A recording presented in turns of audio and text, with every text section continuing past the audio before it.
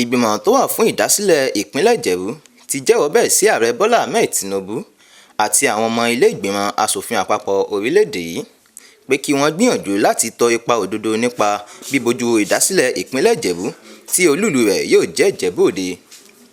Alága ìgbìmọ̀ náà Olóyè Chris Olúfúnmilọ́lá Òkúnnọ́wọ̀ Bọ́basùwà kejì ti Akilẹ̀ Ìjẹ̀bú ló pàrọwọ̀ ọ̀rọ̀ yìí lásìkò ìpàdé pẹ̀lú àwọn oníròyìn tó wáyé ní Ìjẹ̀bú Òde.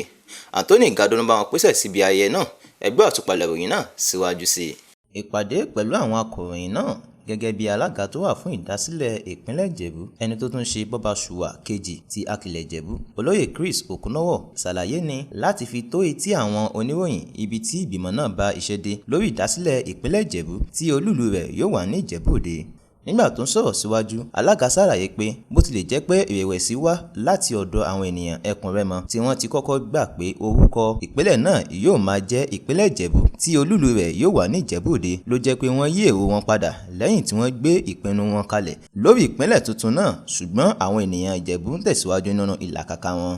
Nígbà tó ń dáhùn ìbéèrè látọ̀dọ̀ àwọn oníròyìn, ẹni tó ṣe agbátẹrù àbádòfin fún ìdásílẹ̀ ìpínlẹ̀ Ìjẹ̀bú náà, asòfin àgbà Gbénga Daniel, gbà wípé lábẹ́ ètò ìṣèlú ìjọba tiwantiwa, àwọn tí èrò wọn bá pọ̀ jù ló máa jẹ lọ nígbà tí àwọn alátakò yóò kàn sọ èrò ọkàn wọn lásán.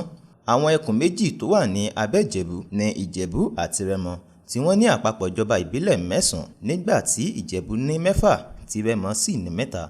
Ìpàdé oníròyìn náà láti rí àwọn ọba aláyé ní ẹkùn Ìjẹ̀bú, àwọn ọmọ ìgbìmọ̀ olùdásílẹ̀ ìpínlẹ̀ tuntun náà àti àwọn alẹ́nulọ́rọ̀. Láti Ìjẹ̀bú Òde, Adétóyè Adégbénró ló ti ń jábọ̀ ìròyìn.